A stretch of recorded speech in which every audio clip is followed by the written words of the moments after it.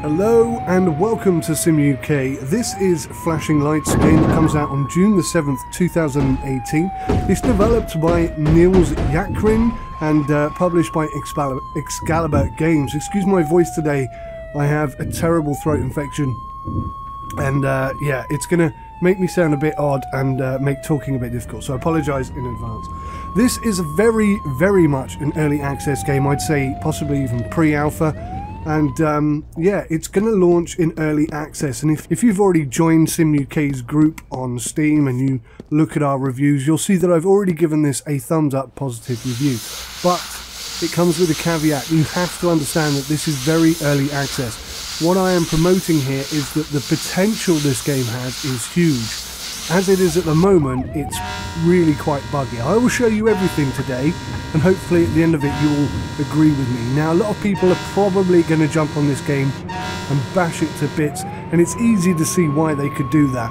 But we're not going to do that today. We're going to give an honest, fact-based review. We're going to look past the skin. We're going to look under the skin and see what's actually going on here. And I think this game has got a lot of potential.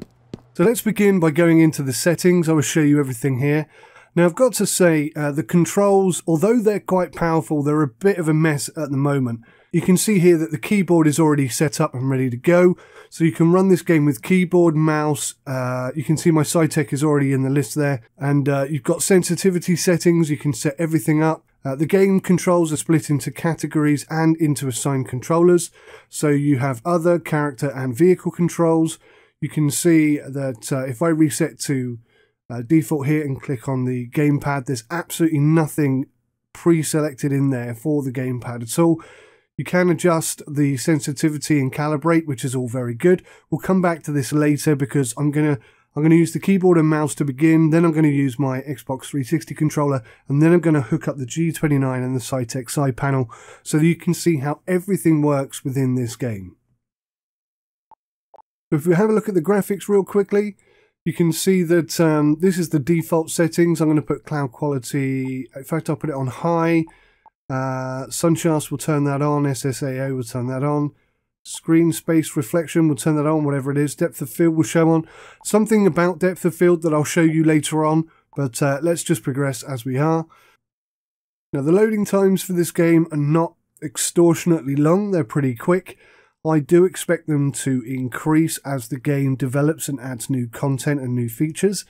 But as we are, it's pretty snappy, I guess, in comparison to some other titles that are similar to this. Speaking, of course, about Emerge NYC, basically this is exactly like that, but with a much, much lower attention to detail in terms of graphics and content. So we have 3 people to choose from, or 3 roles: police, firefighter and medic. I think we'll start with the firefighter today. And you can see here you get to select your character. There's only male available at the moment, but it does suggest that male and female will be available at some point. There are not many options to pick from, to be quite honest. There's a few hats, a few bodies, and I think 2 pairs of glasses or none at all. So we'll pick our character here. He looks slightly more professional with glasses instead of shades. Make sure you click done and then the game will load. So here we are. This is the city. You can see the clouds overhead, and it doesn't look too bad, I think. It's got a fairly decent look about it. Now, I'm using keyboard and mouse to start here, and you can see that wherever I point my mouse this guy will look, which kind of makes sense. It does affect the direction in which you walk. So whichever way you're looking is forwards, so when you walk forwards, you will walk forwards. Your body and your head are not separated in that sense. Let's take a quick look at the vehicle here. You can see it's not bad. It's not bad at all, but the lighting obviously on this side is pretty diabolical. It doesn't look too good this side. A lot of work on lighting and graphics needs to happen, but overall the attention to detail here is good, above average. Certainly not bad at all. Maybe not quite to the standard of Emerge NYC, but certainly that looks like a fire truck to me. You can see these little diamonds popping up as I'm walking around the side of the vehicle. They are interactive areas. So if we go to this back area here, you can see this gives us access to the trunk. There's a whole bunch of different stuff available in there, which we'll see in a bit. You can also get in the back of the vehicle. This is going to be a fully multiplayer game, and that's one of the key things. I think in multiplayer, this game could be so much fun. Really good. I mean, especially in early access, you're going to laugh a lot. A lot. There's a lot of fun to be had with early access games. Okay, let's take this for a little spin. I can say, even though I'm using a keyboard and mouse to drive this, it feels heavy. It's got that weighty feel about it. And I'll push this vehicle to the limits as we play, and you will see that, yeah, it really is not bad at all in terms of physics. I mean, they're not world class, but certainly there's enough there to get us going. Right, let's take this job on here. Container fire at address, green tag. Let's get the lights on, and let's go. So you can see vehicles stop and allow me pass. Sometimes the AI are a bit awkward about doing that, but on the whole they kind of behave themselves, and no problems whatsoever.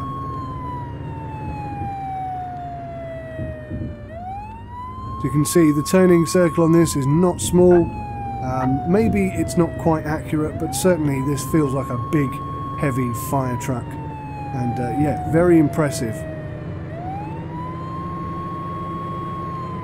Whoa, sometimes sometimes the AI stop in a way that is not actually helpful. But I think we're going to come off here, swing round. It's difficult, it's quite difficult to drive with the keyboard and mouse.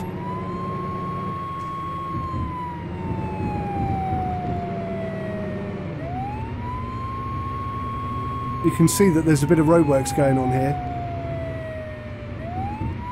Dynamic roadworks. Oh, I've lost the back end. Flipped it out there nearly. Kept it under control just about. It is quite difficult to steer with the keyboard and mouse, I can say. But overall, it's not too bad. And also you can see vehicles popping in.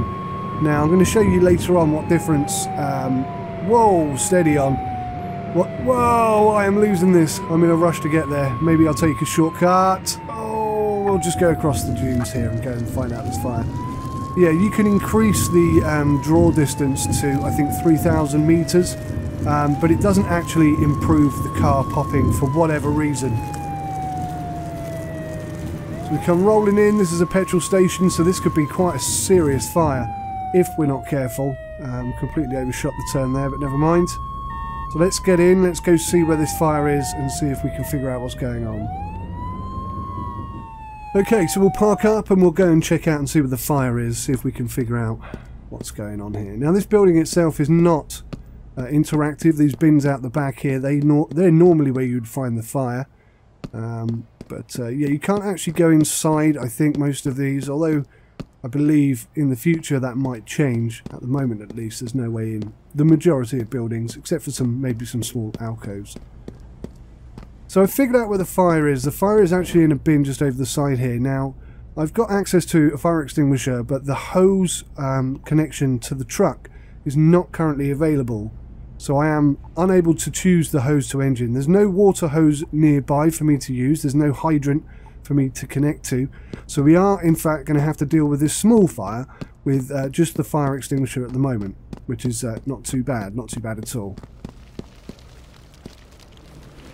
So you can see if I spray at the base of the fire, you will get this pop-up HD icon which indicates that the fire is being put out. And that's it. The fire is put out. Pretty straightforward stuff. Not sure why I didn't capture more of that fire putting out scenario, but at least we did capture the final putting out fire scenario. So I'm going to jump back in the truck. We're going to go find another job, and this time I'll show you in a bit more detail the flame and fire elements and talk about that a tad more. So we'll turn the lights off because we're not currently in an emergency, and we'll head off. And one thing you'll see is that vehicles no longer give you the right of way. In fact, they barely give you the time of day. They do not care if you're in the way or not. They'll drive straight into you. They're pretty aggressive in that sense, I have to say. Alright, so it looks like we've got a barn fire, and let's get the lights on. We'll do a 180 here, a UE, and we'll head off, and we'll discuss the fire and flames in more detail when we get there. So here I'm going to adjust the camera view distance, and you can see that the distance objects increase, but as we drive along you'll see that the car popping continues to pop where it was before. It doesn't make any difference to the vehicle spawning element, and it doesn't seem to matter what I do. So we'll just hot tail it, try and get to our location. So we've got quite a long way to go. It's probably taken... Whoa, my God! Oh my God, we're going to roll straight into that river. No, this is terrible. Oh my God. Oh my God, that was perilously close. Right, and back to work. No problems at all.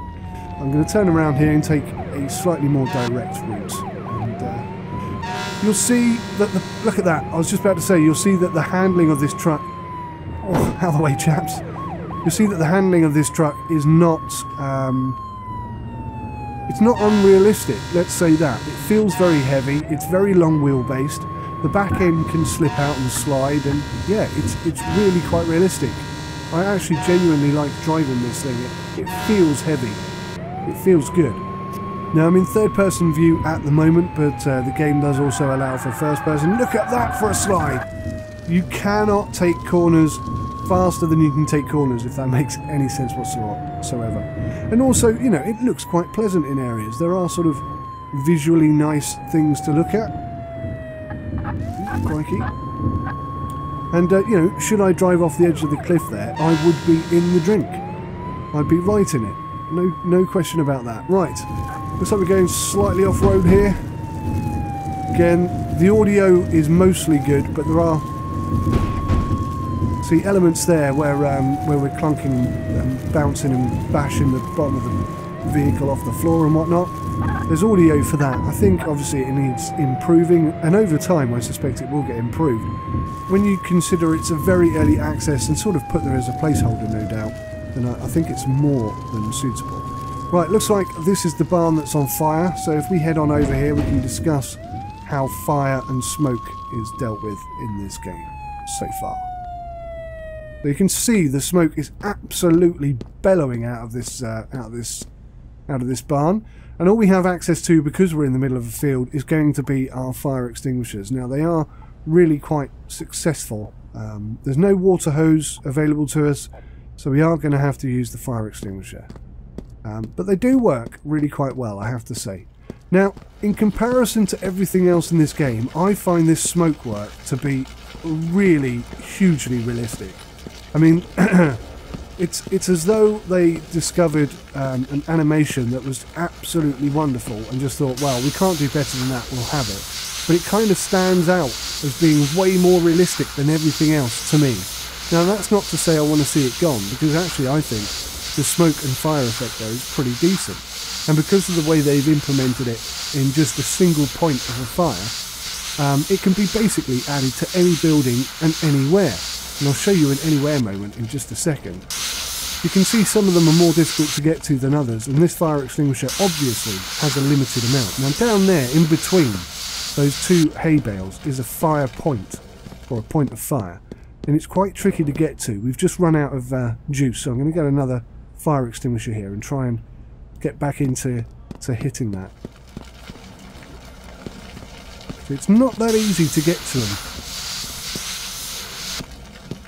There we go. And once you find it, you just hold it on there and then it puts the fire out. And I guess that's semi-realistic. Maybe more could be done with that in the future. One thing I would like to see that doesn't currently exist is fire growing and expanding. So, for example, if we don't put this fire out quick enough, or we're not responding quickly enough to the fire, I think it should expand and get worse.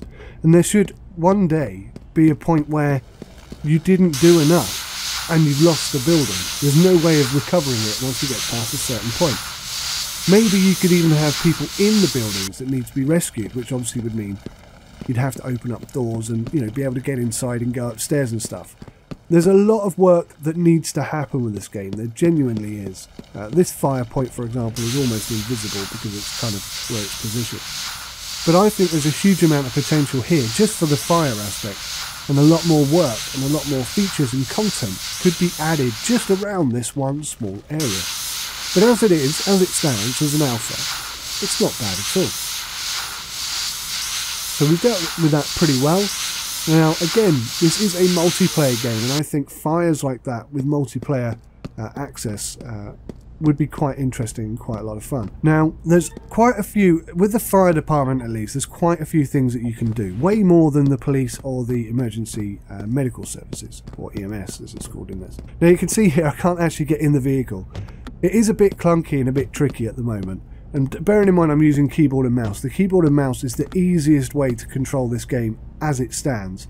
But even with the keyboard and mouse, there's still some pretty tricky stuff. Now it looks like we've got another emergency to respond to here. We've got a driver trapped, and this is a good opportunity for me to show you a really cool feature which is better than any implementation I've seen thus far in some regards. So we're going to hot-tail it over there, and I'll show you another cool feature of this. But whilst we're on the way, I will also confirm that you can use the fire hose. Whoa! Lost it. Never mind. You should get out of the way. You should learn how to move out of the way of a fire engine when it's coming flying at you. Yeah, like you guys. Much better. Thank you. So the hose pipe can be connected to a hydrant, and it does work really well. I don't think I'm going to do another emergency response in the fire truck.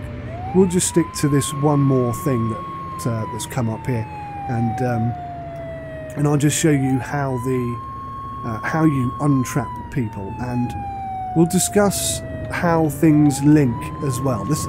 Honestly, there's a lot of positives to this game, and if development continues, hopefully at a speedy rate, if they get some support, if they get some investment and some interest from people like myself and whoever's watching this, then I think this game has a lot of potential. We've been waiting a long time for Emerge NYC to really sort of put everything together and be a full package.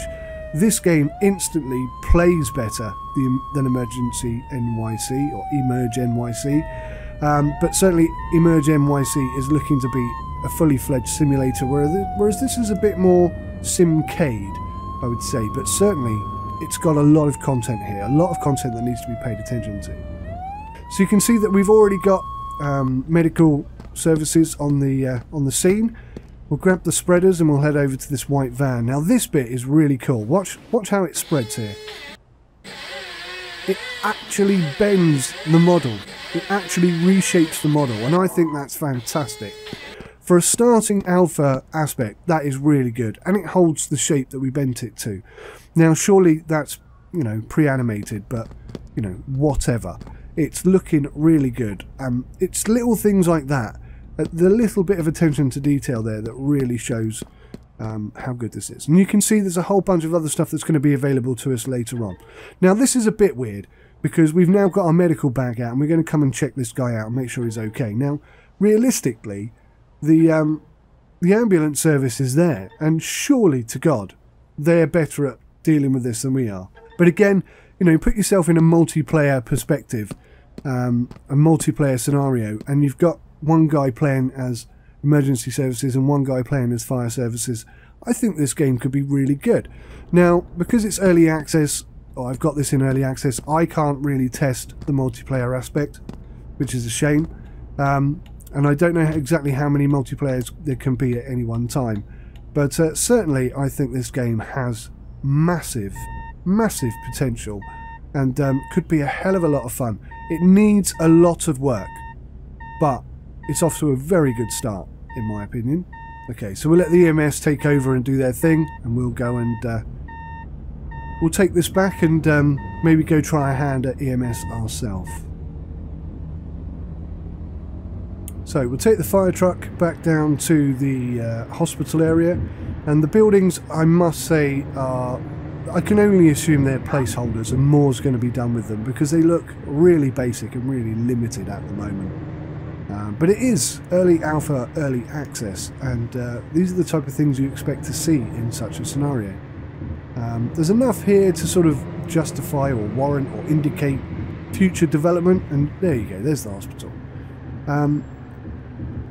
Yeah, I mean, it's not bad. A lot more work could be done here, and again, with multiplayer, you could have multiple emergency services units working at the same time, and it will make the whole thing look and feel a little bit more lived in. I'll just make sure I turn the engine off here. There we go. And we'll jump out and we'll go and have a look at EMS. Now, one of the cool things about the emergency hospital services is that you do have this ramp as you would in a proper hospital. There's certainly some attention to detail is there, but when you look inside, you see there's not much going on. Now, this is where we'll drop off the patients when we come in. Hopefully there'll be a more realistic sort of implementation later on. But let's just change roles here. So, like the firefighter, the medic has the exact same situation. There's male and female. Eventually, there's like 3 bodies to pick from. Just the one hat for the medic guy, and again, the same pairs of glasses. So we'll just set him up as whatever, and we'll click done. Now, I'm going to swap over from keyboard and mouse to the Xbox 360 controller for this one. So you can see here how I'm going to do this. Now, we'll select the gamepad 1. That's how you know you're changing the controls for that controller. Now, this is interesting. You have to press a button first before you can press a control. It will not respond unless you do it that way. It's a little bit weird, but it does kind of work. So you can see here I've picked left and right, up and down, and this will allow me to navigate the menus. Now, although it says menus, well, it doesn't actually, it says UI, it relates to the menus, but not all menus can be controlled using the controller at this point. The controls are very, very clunky. And you'll see here that I'm putting submit and cancel in on the B and A buttons, but you'll see that they cause problems elsewhere as well. There's quite a few buggy issues around controls that will need to be fixed at some point. But underneath all the bugs and the issues, there's a very strong controller savvy game here. The fact that it picks up on every game controller I've plugged in, and it individually allows you to bind them, although admittedly some do get in the way of others. It's a very powerful controller system that is available here, but it's going to be tricky. So we'll set up the vehicle independently of the menu, and we'll do the same thing with the character. Now you can do gas and brake individually like this, but also with steering, if you select it individually, you can do left and right, or you can do it by axes, and that just shows the power that is available to using this technique. There's a lot of potential here, and definitely this is not something to be besmirched, because with this control available to you, you can set up your system exactly how you want it. Now, there is a bit of tweaking, as I've said, that needs to happen to the game in order to make that work properly, but certainly it gives you, the user, complete freedom to set up what you want, even to the point where you can bind one button to multiple things. So if, for example, you wanted to open all the doors and the boots and the bonnet all at one go, you can bind that to one button and away you go. Why you want to do that doesn't really matter. The point is, you have the ability to set it up exactly how you want it, and that is definitely something that needs to stay in this game and should be present in all games, in my humble opinion. Okay, so it takes a little while to get it set up, but once it's set up, you're pretty much good to go. I've got crouch, I've got stand, I've got jump, I've got spin, I've got control of absolutely everything. The only thing I haven't got straight away is the camera movement, but I'll just go back in. And now you must remember to click done every time you make changes in the menu, otherwise those changes will not be applied. Right, there we go, all working like a treat. So we'll check out the ambulance. Again, the animation, or the graphics, or the model, I should say, is good. It's certainly on the higher end of good. It looks exactly like it should. And in no way does this look totally rubbish. Lighting is a problem.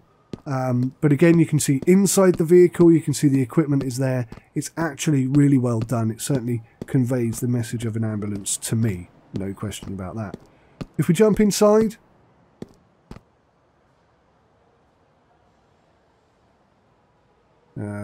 which button do I need here? Top right trigger, there we go. So the trigger is the A button. Naming convention is a bit confusing, I have to say. We'll pop the lights on and just have a quick look round. You can see I've got indicators, left indicator there, and a right indicator there. It looks pretty decent. It sounds pretty decent. The sound, the audio is very good. This is early access, don't forget. And yeah, I'm actually really genuinely impressed with what I'm seeing here. Far more impressed even than I was with Emerge NYC. despite that looking better, it didn't seem to work very well. I found it very clunky. And although this is also clunky, this is far less clunky, and there's something about this that makes me feel like this is going to progress at a faster rate than Emerge NYC. Plus, it's probably going to cost quite a bit less, but I don't know what the price is on that, so that's a guesstimation. But certainly a lot more work is needed in this game. Now, there's no head tracking in the game, unfortunately, but you can look left and right if you're using a thumbstick, for example. Whoops, I'm in America, not the UK. Driving along is okay. The handling of vehicles, the physics of vehicles are pretty diabolical, but acceleration and braking is reasonably good. You've got indicators, and the mirrors do work, as you can see here and here. They're a bit blurry, admittedly, but I'll show you how to fix that a bit later on as well. So, handbrakes work, and also the vehicles do indicate fuel levels. Now, I assume at some point you're going to be able to get out of your vehicle and actually refuel it, which is a cool feature, again. I don't think it's currently implemented, or if it is, it isn't implemented specifically here. But certainly, I think that's something that you can expect to see at some point. Looks like we've got a call coming in.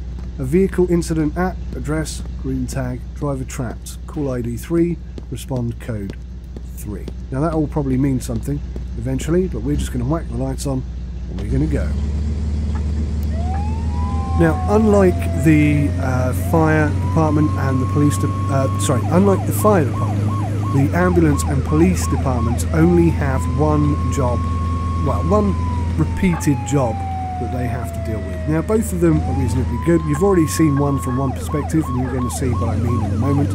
But this is a good indication of how the multiplayer might work. So, if, for example, I had a friend who was playing as I was, as the fire engine just now, and we were playing as the medical services, as we are right now, then you can imagine how both of us heading towards the scene, would be sort of enacted. The map is not huge, but it's big enough to play on. Certainly I think more maps or bigger maps would be required moving forward. This one would get pretty boring and pretty tedious pretty quickly. But again, it's early access stuff, and these are the kind of things that you expect to see coming along in later updates. You can see here that the handling of the ambulance is not as good as the fire engine. It doesn't feel quite as heavy. Admittedly, it shouldn't be as heavy as a fire engine, but certainly it should be heavier than it currently feels. It's a bit twitchy, and especially at speed, it kind of twitches and flicks about way too much for my liking. Bearing in mind we are using a controller, I haven't calibrated it, and I haven't adjusted the sensitivity, but certainly, yeah, there is stuff that can be done here to make this feel more like an ambulance and less like a balloon, which is kind of how it feels at the moment. Whoa, steady on. Out of the way, people! Coming through, emergency services. Whoa, and you saw there how the ambulance can just suddenly twitch out. It's pretty undulating here. There's a lot of interesting road areas, and they're quite perilous, quite dangerous at speed, certainly. But this is an area where definitely some work needs to occur. Let's just say that. And you'll see as I come up onto this corner here, there is no way I can turn that round. A combination of the hill, the bounce, the loss of the wheels on the floor, the lack of weight, and yeah, we were always going to hit that wall. Right, now this might look familiar to you. There's the white van, and oh look, there is our character from just now, who has just separated that door and used the expander or whatever it's called in order to get in there. How cool is that? Now you're going to see what this ambulance guy was doing after we left and went off to, to swap and be a medic. So we can open the doors, and there's a few different things that are going to be available. Obviously not everything is available right now. We'll grab our medic bag and we'll go and assess the patient. Now, this is exactly what the fireman did. So it's completely pointless doing it this way around. I think unless the fireman is there on his own, he shouldn't be doing any medical tests. But to be fair, if he is there on his own and the ambulance is late in arriving, then it makes perfect sense that he could administer some very basic first aid to begin with. He can't get him out of the vehicle. He can't put him on a stretcher. And this stretcher, by the way, the handling on this thing is quite funny. It's difficult to learn. And in reverse, when you're going backwards like this, all the controls are reversed. So left is right and right is left. It's quite tricky. Is it something that needs to change, or is it right? I don't know. But you get the patient out of the vehicle quite easily like so. You can see it's all animated. Walking forwards is easier. But yeah, you can flip and trip. He won't ever come off the gurney, but yeah, it could be quite fun and interesting trying to get him in the back of the ambulance. Once it's done though, shut the doors, and we're going to be heading to the hospital. So although we've got quiet lights, we can at any point hit the horn and just encourage people to get out of our way and let us through. Handling is tricky. It's not perfect, to be fair, in the ambulance. The police car is better than the ambulance. The ambulance is the least effective or least realistic handling vehicle out of all of them. But yeah, I think there's enough here to say that this game has legs. It has potential. Will that potential be realised? I cannot confirm that, can I? It comes down to the developer and the publisher. But what I can say is that if development continues on this game, it could be really, really good fun. If they listen to the recommendations from the likes of me and other illustrious YouTubers, then yes, this could be a really fantastic game. At the moment, you're investing in an idea. Just understand that. Okay, let's grab this guy and we'll take him into the hospital. Now you can see if there's a few other people running around sort of doing the same thing as you are and you're having to wait to get to the desk, this could be very realistic indeed.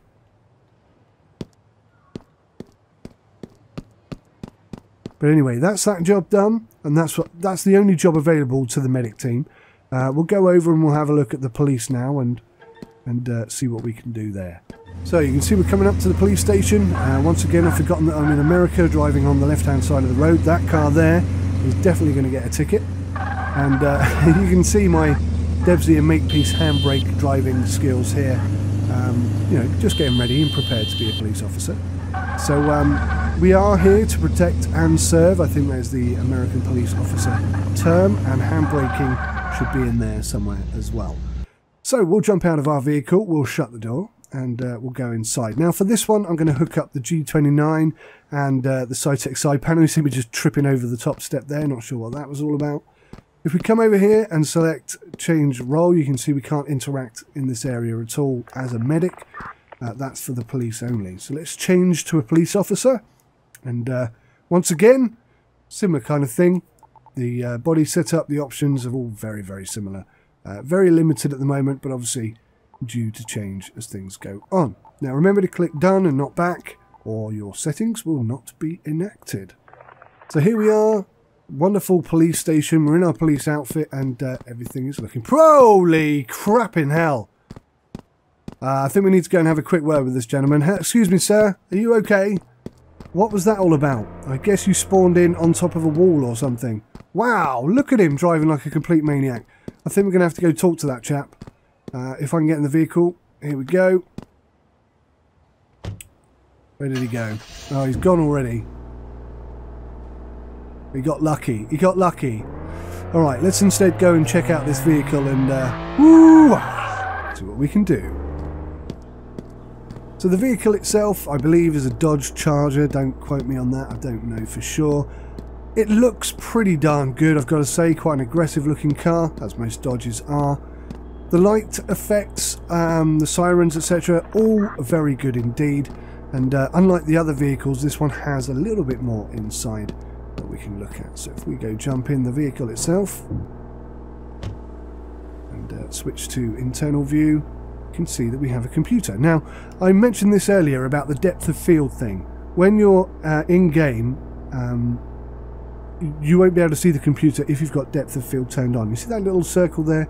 That allows us to interact with the computer. Now, it's weird that it comes up in the bottom right-hand corner, but actually when you're driving, that makes perfect sense, to be honest. But let's go in and change this setting very quickly. If I stop pressing the wrong button. So, I'm going to plug in my G29 and then turn it on, basically. And you'll see that immediately this game will pick it up and allow you to start setting it up and bind to it and what have you. So many games, so many bigger, supposedly better games will not allow you to do this. You'll be forced to shut the game down, install your stuff, and then load the game up. But not here. The way this works is far better. It's a far better implementation than 99.9% of other games. I can just plug it in, it works, and I can set it up and go. Now the same thing applies here as does everywhere else. You have to press a button or wait 5 seconds before you can press the key or axes that you want to invoke. Now there's a bit of a conflict here with my G29 and I don't know how to fix it just yet, so it's going to be a minor irritation for the rest of this video, but it is early access, these kind of conflicts are expected. But on the most part, it's very powerful, and I'll quite effectively set up my G29 and all the buttons, plus my Cytec side panel and all the buttons, and also my my Xbox 360 controller, that will all work, and also I'll still have access to the mouse and the keyboard. So I have complete control and power over everything, every controller, every input device, and they will all work semi-seamlessly together, which is absolutely fantastic. Probably, as an example, the closest I've seen to this kind of functionality control has to be Farm Sim 17. But, key point being that in Farm Sim 17 you have to come out of the game you're playing, change the settings you want to change, save the game, restart the game, and then go back in. So if you make a slight mistake by binding something you don't want, you have to go through that process again and again and again until you get all of your buttons set up the way you want them. And also, Farming Sim 17 doesn't split it into categories, so you've got menu/UI controls, character controls and vehicle controls here. You don't have that in Farm Sim 17. Now, arguably to an extent you do, but there's a very long list rather than splitting them into different tabs, so it's easy to work out. This game, I think, has the control implementation set up really well. You hit the start button, you go into controls, you select the controller you want to manipulate, the category you want to adjust, and then you change the button. It actually works really well. Yes, a little bit of tweaking probably required in here, some minor irritations with the clutch button, which for some reason forces me to continuously walk forwards until I press it. But overall, this is a really good implementation and I'm very, very impressed with it. So, as always, once you've got your controls set up the way that you want them to be set up, you will have to click the Done button in the top left-hand corner, and that will bring you back into the game with all your settings configured as you configured them. Now, if we turn the wheel, you can see that that works relatively well. It's not one-to-one. I don't think you have 900 degrees rotation in game, and of course without head tracking, this is something that definitely needs to be in every driving game in my humble opinion. Head tracking, without head tracking, the game is quite difficult to play. But let's go back to the computer for a moment. You can see how that little yellow dot now, whilst looking forwards and driving, is actually quite useful as it is. Unfortunately, you can't read a goddamn thing, so let me just show you how to fix that little problem. So if we come back into settings and scroll down to depth of field, now annoyingly this is one of the areas where your controller won't work. So I can't change this with any of my controllers at all.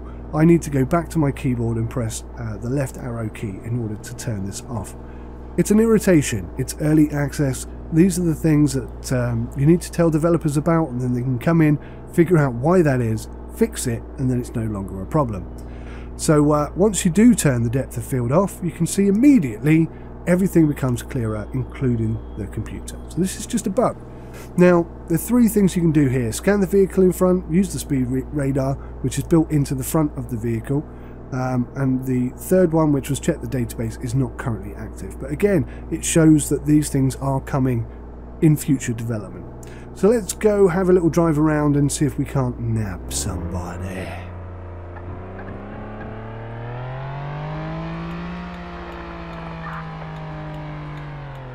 Right, well, straight off the bat, this little white car here is going to get a ticket. So all you have to do is walk up to the front of the vehicle, a little diamond will appear.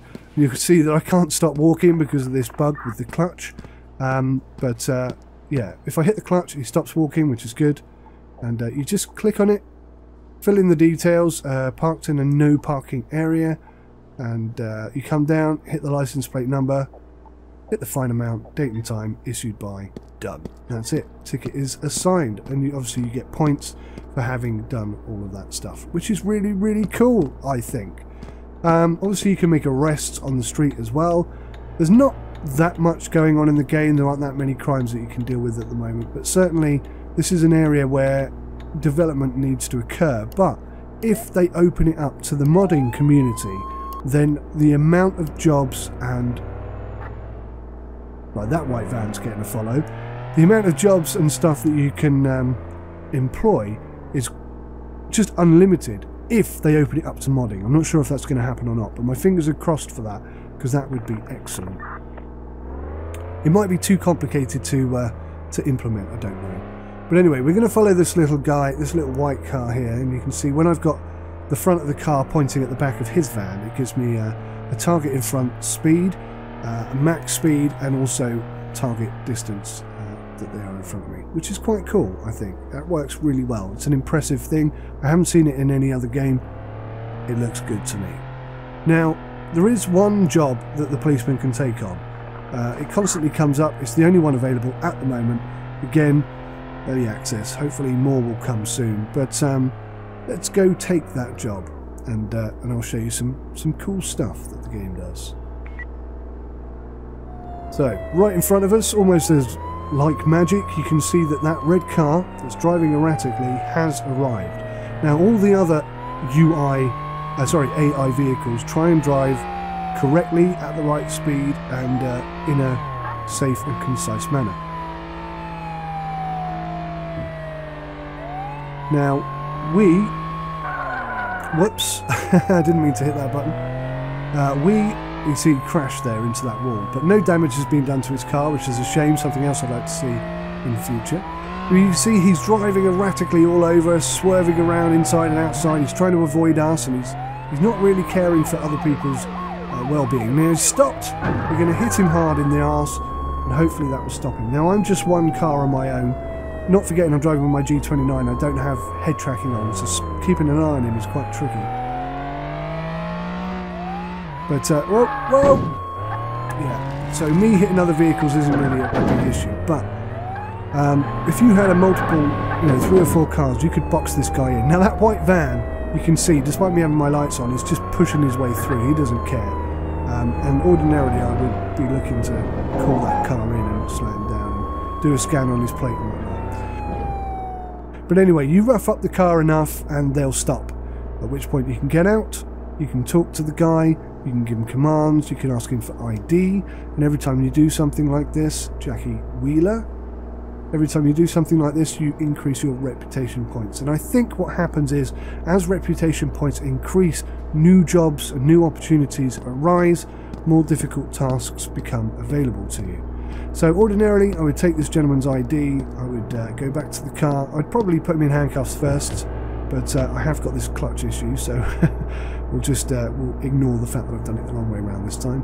You would bring his details to the computer, you would get the old computer thing up, you would search to the database, and you can see in the bottom right hand corner we have a suspect compliance score, and this just basically means he's not going to run off, which again indicates that at some point they're probably not going to be quite as understanding or well behaved.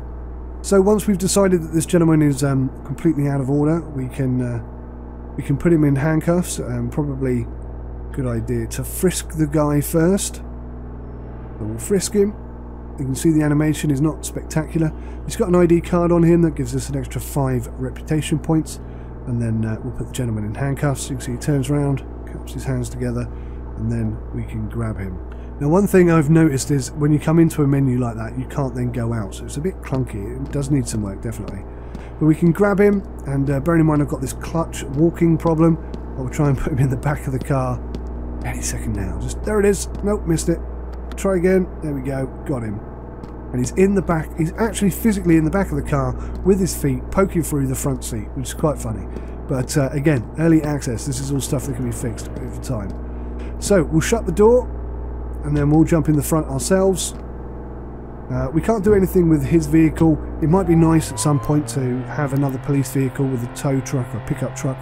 You could come and remove that vehicle, or Maybe if you were doing multiplayer, then one of your friends could do it. But yeah, we'll take him back to the police station and process this gentleman there.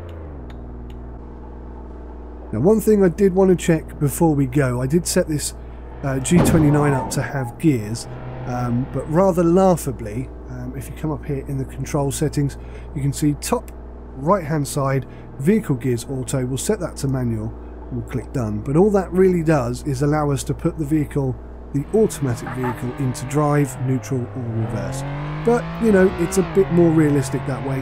And if they implemented stuff like failing to put the handbrake on, your vehicle would roll off, then I think, yeah, there's a point to having that. But certainly hitting the brake and not reversing is a nice feature that I quite enjoy having, so it's worth turning on anyway in that sense. So we'll take him back to the police station here. Now, because I've forgotten what I've configured for the handbrake, I won't be doing any funky handbrake turns. You can see the mirrors working there, a little bit less blurry than they were before because we've taken off the depth of field thing. So yes, still got the clutch problem. I haven't been able to figure out how to turn that off, but we'll grab Matey out of the car, and then all we have to do is walk him into the police station itself, walk him up to the desk and process the guy. Now you fill in his first name, last name, and then you sign it. It might be nice at some point if you had to fill those details in yourself. That'd be quite cool. That'll make it a little bit more realistic. Now there's one other thing that I haven't shown you.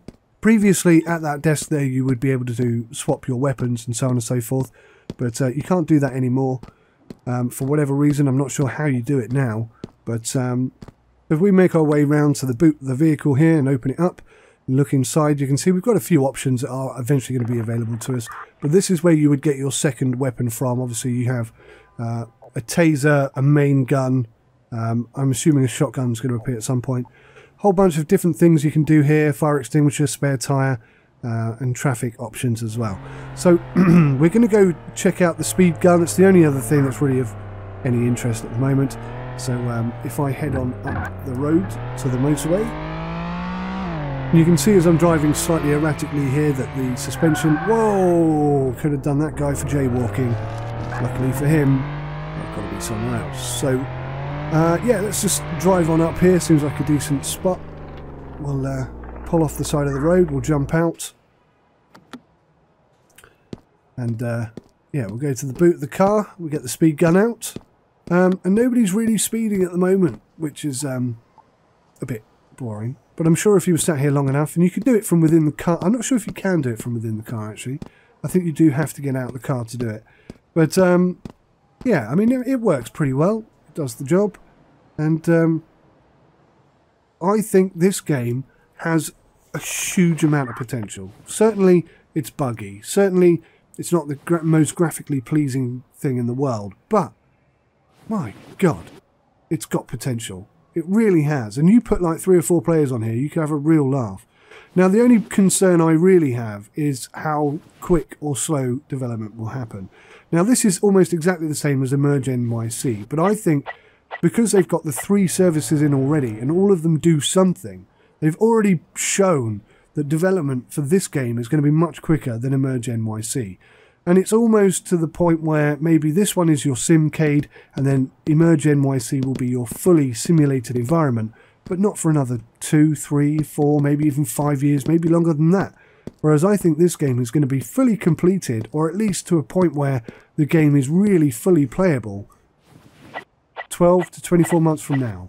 And what I'm hoping is that each month within those 24 months, the game just continues to progress and become more than it is currently. So hopefully I have given you all the information you could possibly want to know about flashing lights. Please hit that like button if you enjoyed this video. It gives me the incentive to make more. And yeah, until next time, take care of yourselves. Goodbye for now.